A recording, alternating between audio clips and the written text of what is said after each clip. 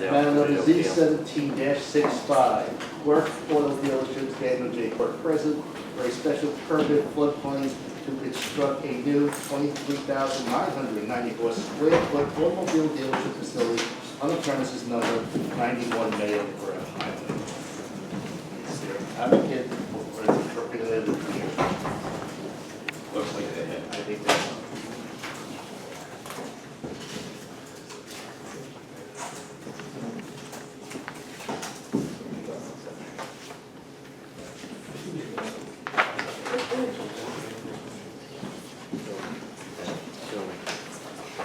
Mr. Chairman, board members, good evening. For the record, my name is Christopher Harrington. My law office is at 21 McGrath Highway, and I represent Dan Quirk and the Quirk Auto Dealerships Group, who is submitting this application for Quirk Mazda. This application is an application for a floodplain special permit. This project complies with all the requirements of the zoning ordinance, all the dimensional requirements, as well as the use requirements of Business B. So we don't need any variances, we don't need any relief, only a floodplain special permit. Just to briefly go through some of the major features of this project. The property is located at 91 McGrath Highway and 5 Brackett Street. Two existing properties are being combined into one property for a new dealership that will cover both lots. It is located in the floodplain district. In this district, Business B allows a 1.5 FAR. This project is a 0.26 FAR. So it's 1/6 of the maximum size a building could be on this property. The zoning allows a 4-story building. This is a 2-story building. The lot is far larger than anything that's required in Business B. And Business B does not require, odd, but Business B does not require a green area space.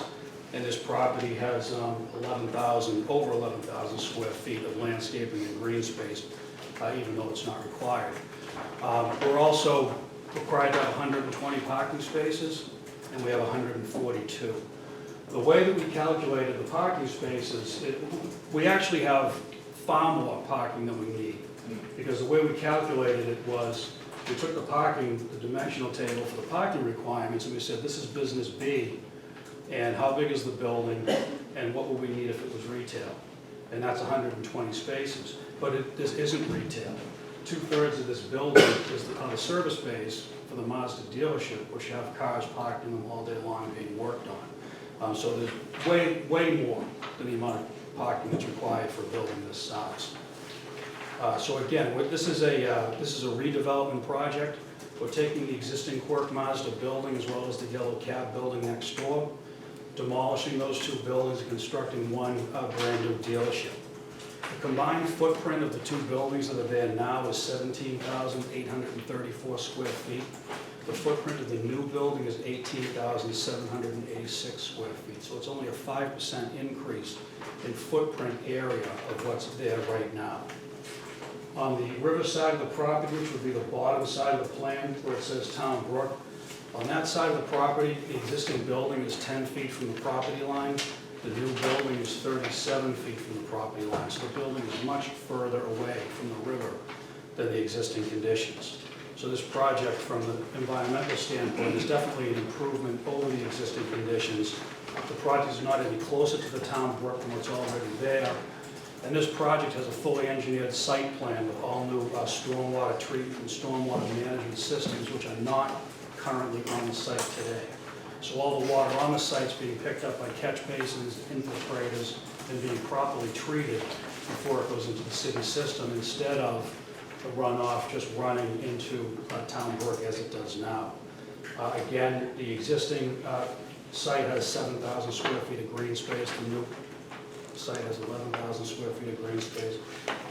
And on the existing conditions where the property is now currently yellow cab and Quirk Mazda, there are 5 curb cuts between these two properties that go on to McGrath Highway and Brackett Street, and those are being reduced from 5 curb cuts to 2. So there's 1 curb cut on McGrath Highway and 1 curb cut on Brackett Street, which will control the traffic entrance and exits to two spaces only coming in and out of this property. Arthur Chu is the architect for this project. He's here this evening. Jim Burke is the civil engineer. And I'd like to ask Jim to explain the stormwater management system that he designed for the site. Thank you.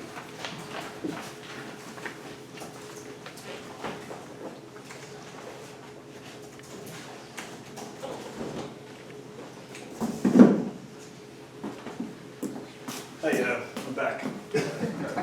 Jim Burke with DeSalle Burke Associates with offices in Quincy, Massachusetts.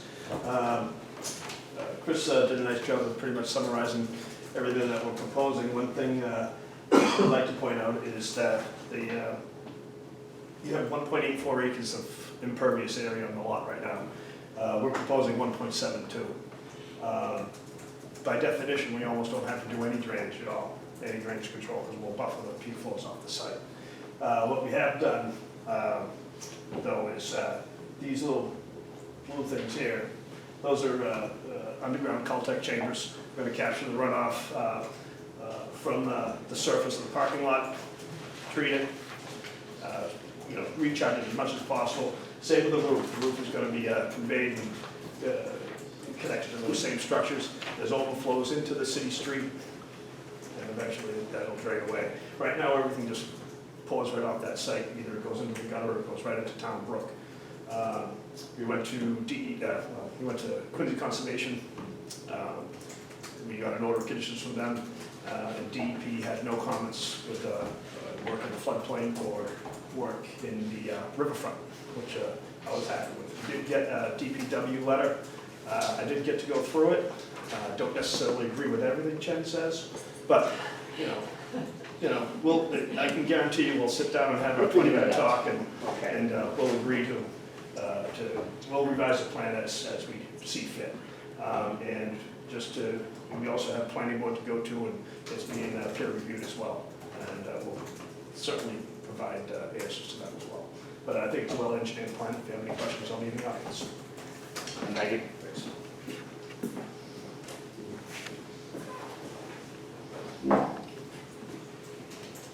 What we're doing with the new building is it's 21 feet tall, and we're increasing it with modern materials, modern energy conservation, life safety, a new panelized system, and an insulated glass enclosure that will sort of liven up the building and the site, meeting all the MASDA standards for what they require for a show.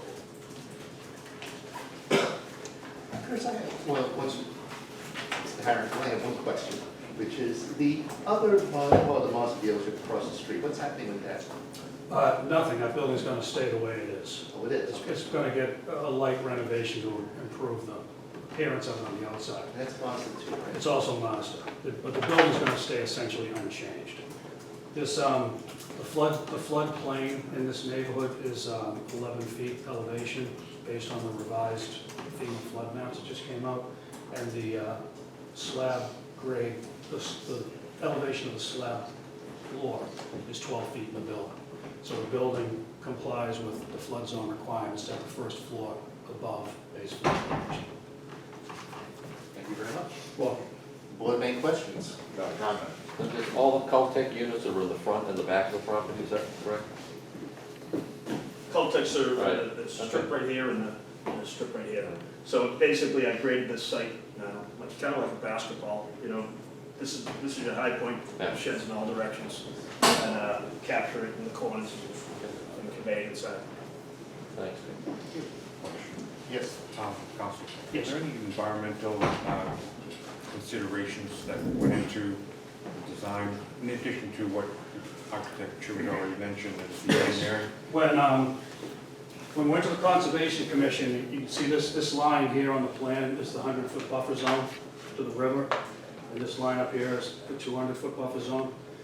And rivers have a 200-foot buffer zone, except if it's a previously developed site, which this clearly is. And so when you're dealing with a previously developed site, it's a redevelopment project. And the rule for a redevelopment project is not that you have to be 200 feet away from the river. The rule is that you cannot be any closer to the river than existing conditions, and you have to improve the existing conditions. So what we're doing here is the building The existing building's 10 feet from the property line, the new building's 37 feet. So we're moving the building further away from the river. We're also increasing the green area along this side of the lot, which is the buffer zone to Town Brook. And on our landscaping plan, which is in the last page of your package, we're hiring a wetland specialist to remove all the invasive species that are along this bank of the river, between our property line and the river, and replanting this whole side of the property using native wetland, New England native wetland species. So that's the moving the building away, stopping the water from draining into the town brook directly, and cleaning up this side of the property are the improvements that got us past Conservation Commission and DEP. Are there any energy conservation considerations beyond the glass structure and anything that would help the environment beyond what you've already talked about? Well, the new building will be properly insulated, and the HVAC systems will be high efficiency to the current codes. So it's going to be beyond, anything else beyond code that would help the environment? I think that we're, Mr. Duca, you know, on a commercial building, we're required to meet the new stretch code. That's correct. In It's a more Quincy. stringent energy code, stretch code, yes. So it's more than the minimum in the building code. It's 35% better than the Missouri State. And all the parking lot lighting will be high efficiency LEDs and all of that, because it'll be a brand new building. If you've been on Quincy Avenue recently, Mr. Quirk just finished building a Jeep dealership at the top of the hill in Braintree where the junkyards used to be. And you can see all the high efficiency, energy efficient lighting. Thank you. Hearing. Oh, anybody want to speak in favor of the project? In favor, once, twice, 3 times. Against that.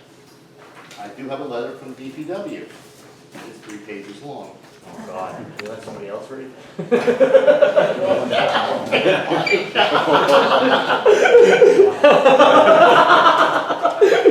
We've reviewed the submittal for the above referenced project and our comments and found as Great well. story. Right? Great story. Drainage. Explain how to inspect the drain line with diameter less than 12 inches.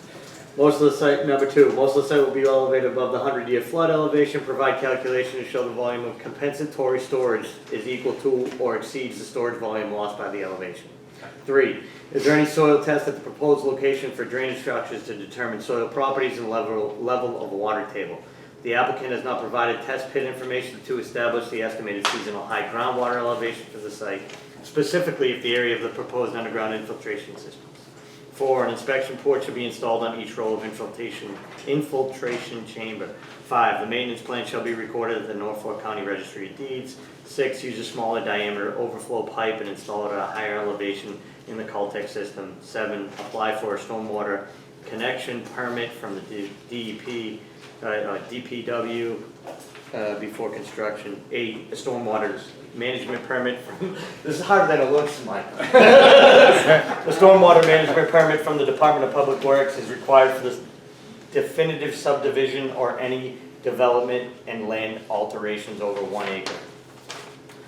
9, any new manhole should be installed for the connection with the city's water system. 10, abandon all structures. All abandoned structures should be all abandoned structures should be removed or filled with dense graded stone. 11, the applicant should provide sizing calculations for deep summer hooded catch basins to demonstrate that the contributing drainage area does not exceed a 1/4 acre of impervious cover.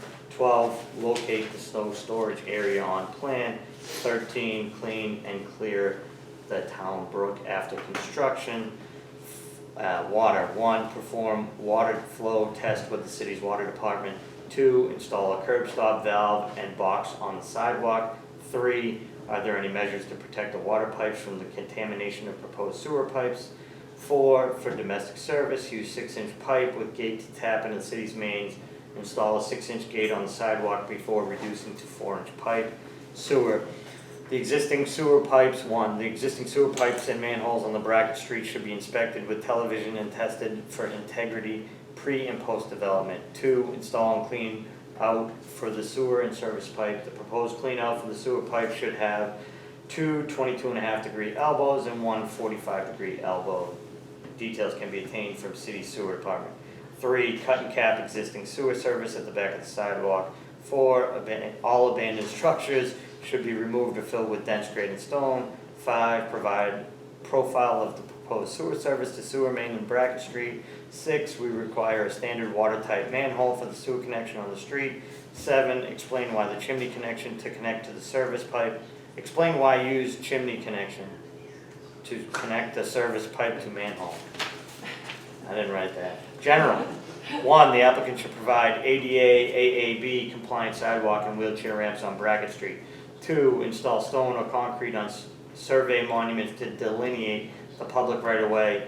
The monument shall be set by a professional land surveyor and be installed prior to the acceptance of as-built plans. 3, explain why the guardrail is not extended to the intersection of Elm Street and McGrath Highway.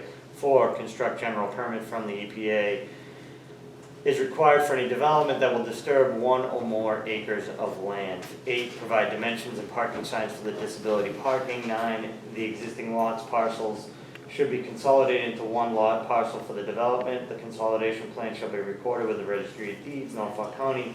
All proposed buildings shall have house numbers assigned by the Engineering Division, DPW, before any building permit can be issued. 10, upon completion of the project, as-built plan showing all utilities, building footprints, reference bounds, and benchmarks, defining the total site, facilities, and right-of-ways need to be submitted along with a digital file. The as-built plan should be stamped and signed by a professional land surveyor or a professional engineer. An elevation certificate should also be submitted if the property is in the flood zone. If further information is required, please advise. Thank you, Mr. Burdell. Good night. Anybody want to speak opposed or undecided?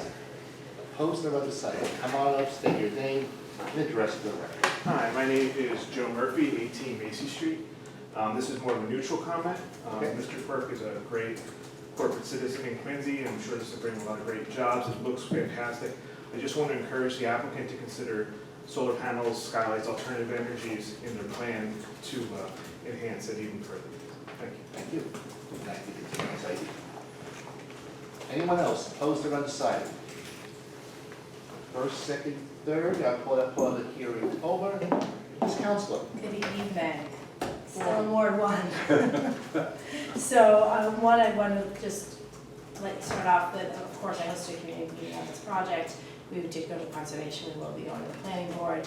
The existing conditions of the property, particularly the yellow cab portion of the site, are blighted. Just to remove the demolition of the communications tower alone would be a great improvement to the neighborhood.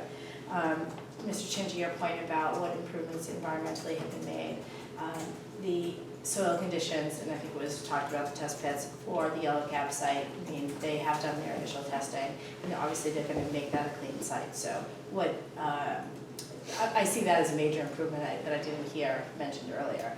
The runoff also for me was a direct shed directly into the town brook. We're doing major stormwater management where you said they could have went with the, hey, it's a previously developed site, we can, forego this. But they took that step. I would expect nothing out of Mr. Quirk, as Mr. Murphy said, one of these best corporate citizens. When he takes a property over, he does it right. It's a great commercial investment for this entire corridor into this downtown area.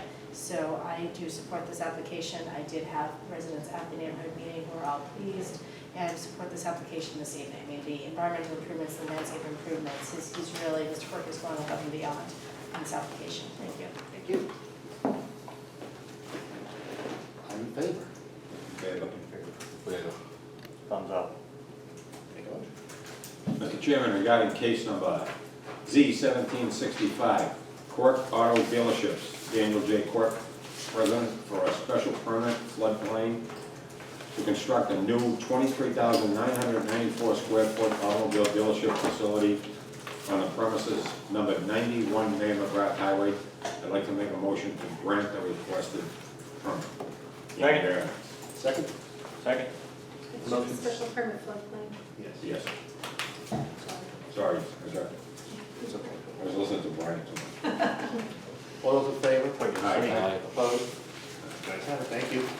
Thank you. Brian, Brian was not knocking the I was knocked off. I think I fell asleep. Never read that much since like 6th grade. hat maybe. Something. I better learn Oh, there we though. go. I better learn with a little lady at home, you know?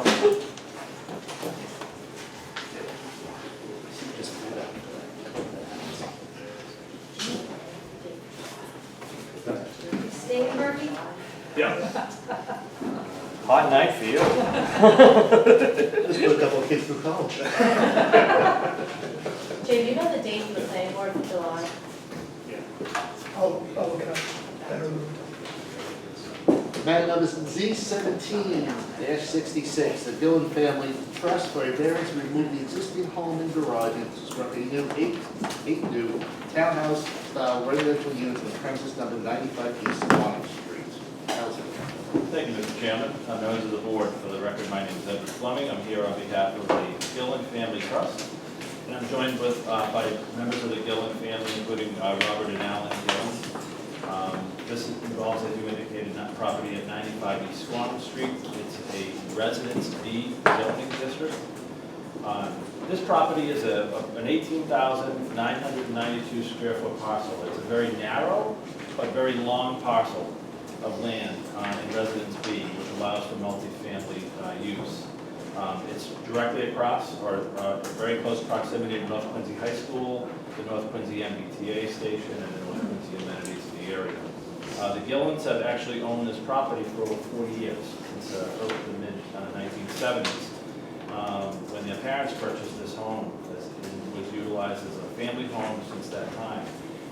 It continues to be a family home, and this proposal that's before you tonight is a family proposal. This is not a proposal by a developer. This is a proposal by a family seeking to develop the site, and I'll explain to you why. Because the Gillens, when they construct this 8 townhouse units, they intend to occupy these 8 townhouse units with family members. Each individual family will have an opportunity to acquire and occupy this as their residence, and they intend to have each of these units occupied by different members of their family. I joke with them and say, yeah, I joke with them and say, are you sure you want to live that closely to each other? But they tell me they Either do. safe or crazy. So it's an interesting proposal, but the proposal provides for the removal of the existing home, family home, the construction of 8 new townhouse-style residential units on the site. The townhouses will be constructed much like many townhouses in the city. They'll provide 3.5 stories in height with 2-car garage parking under each unit. There will be a single driveway that will provide access to the site from East Swan Street. The site has been professionally designed by DeSalle Burke Engineering. Jim will talk in a moment about the engineering that will be incorporated into the site. And Brian Donahue has designed the architectural plans, and Brian will talk about the architectural amenities as well in a moment. The application that's before you tonight is seeking variances from the dimensional requirements of the ordinance.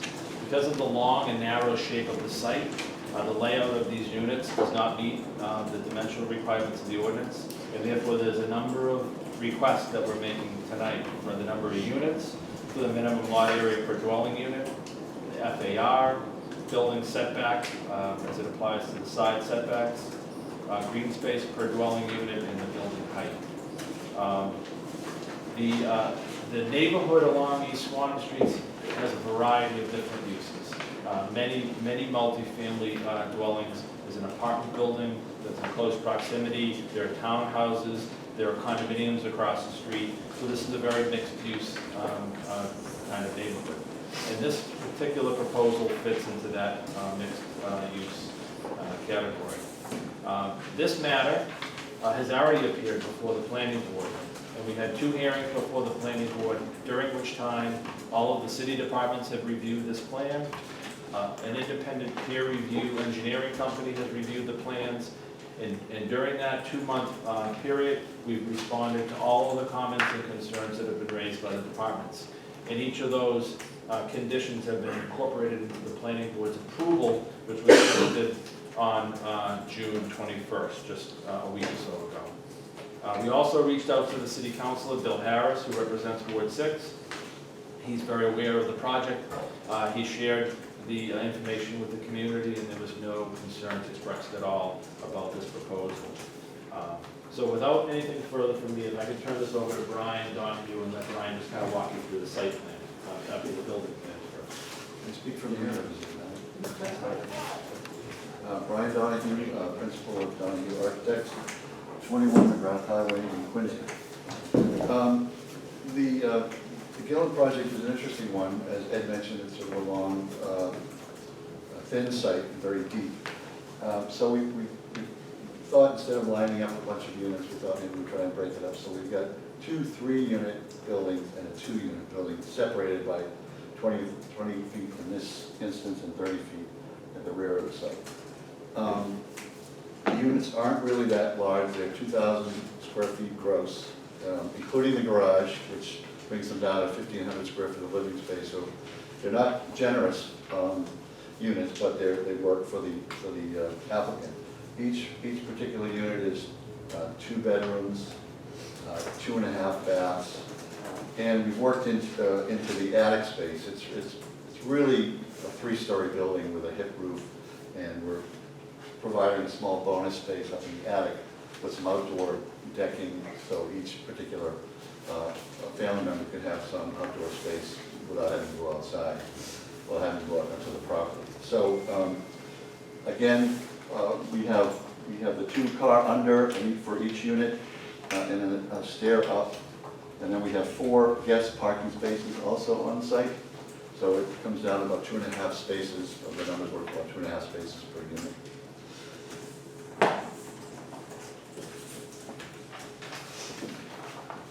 So by breaking up the buildings, we feel like it helps the massing a little bit, and by putting a hip roof on it, it has a tendency to bring the scale down. As you can see with the context rendering here, we've got some fairly good-sized buildings in the neighborhood. It doesn't overwhelm anything on either side of the particular lot. And the project does actually pitch down towards the rear, and we have the ball field directly in the back. What we've tried to do also on the Squantum Street elevation is enhance the finishes and the character, make it look more like although it is the end of the 3 units, to put a porch and some brackets and some bump outs there, just to give it a little bit more of a single-family residential flavor on the street side as you approach, as you go down East Quantum Street. The basic materials, architectural shingles, some sort of pseudo Tudor characteristics to the architecture, basic clapboard siding and double hung windows, 2/2, so that may end up changing a little bit. But and on the elevation closest to the property line on the south, which abuts a fairly good-sized apartment building, we've limited the number of windows because we're actually 10 feet off the lot line, and that building is approximately 10 or 12 feet off the lot line to the south, so we're limiting the number of windows there. So most of the living space is centered towards the northeast, and the living spaces in the parking area. This depicts the attic space. It's really not 4 stories, it's really 3.5. So we do have those bonus rooms for each unit up in the attic with a small deck. I think at this point, other than showing the section, which basically shows the garage space, the living, the bedrooms, and the bonus room, it is approximately 39 to 40 feet to the ridge. And that's really about it on the architecture. If anybody has any questions, I'd be glad to answer them. I'm good. And if I could just have now, Mr. Burke, just kind of talk about the drainage and how it will be controlled for the runoff of the park.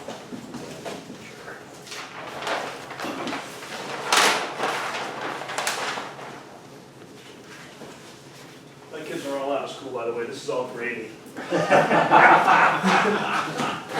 Dad, There's going to be grandchildren. Don't separate. So in this particular site, the high point happens to be way up towards the street line. So the high point's way up here. So there's really not a lot of runoff going to the street. All it heads right towards the field. We are increasing the impervious area. We went out there, did some test pits, found honestly some of the greatest gravel I've seen in Quincy. We did a test pit pretty much right in the middle of the Caltex. So we're putting in 24 of the Caltex, 100-year storm goes in and disappears. So there's no runoff off this site. We actually reduce it considerably. So the only thing that's running to the field now is basically the green space all along the edges. And so we handle that stormwater runoff. We had the peer review, as Ed said, and they made some tweaks and here and there. But like I said, I think this is a well-engineered plan as well. So if you have any questions, I'll be glad to answer. Thank you. How many sets of Caltex were there? It's a 2x12 configuration, 24 330 XLs, which is their 2.5 foot high ones, 3 foot wide. Question for you. And, go ahead. Go ahead. When you have your guest parking, what is going to be the width of that driveway between the buildings and the parked cars there? It's 24 feet. 24 feet. 24 feet. So So there's there's going to be full area to back out. wide enough for emergency vehicles to go in and turn around back there? They don't necessarily can turn around and, well, I would say the ambulance can certainly do a 3-point turn and get out of there. I would say, they're all sprinkled, so I did make that improvement, but it's, if you bring a ladder truck in there, they'll just have to back that out. The other question I had was, looking at the south side of the building, there's a lot of exposure to the south side from the 3 structures, but you essentially deleted all of the potential solar beam by removing all the windows. If I'm not mistaken. On that side. On the south side? South side. Yeah, you were saying on the south side, you removed most of the windows because there's that apartment building next door to you. Right, right. It's funny because a lot of people want to have windows on the south side so that they gain solar exposure and energy conservation, things like that, but you're essentially engineered that out. And there's a significant building on that other site, as you can see here. It's a, I don't know how tall that building is. It's 3 stories. So it really comes up to this point. I hear what you're saying. I think we can circumvent, energy loss and gain by the building systems we put in as well. I just think that the practical aspects of it outweigh that definitively because of the proximity of the building to the bordering. But it seems like you've added the greatest number of windows on the north side, which would be counterintuitive to what most people would think would be. Well, I mean, there are significant windows, but that's really where the living space is. Yeah, I understand the issue with the apartment building. Is there any way to make use of the roof area for solar needs for these buildings? Yeah, I mean, we haven't discussed it yet, but I think that there's certainly, I'm sure the developer would be interested in exploring that, at least. I mean, there's significant roof area here that we can look at, especially on these elevations. Thank you. Thank you. It is really east and west. It's not really, this was really busy east. Do you have a The north-south is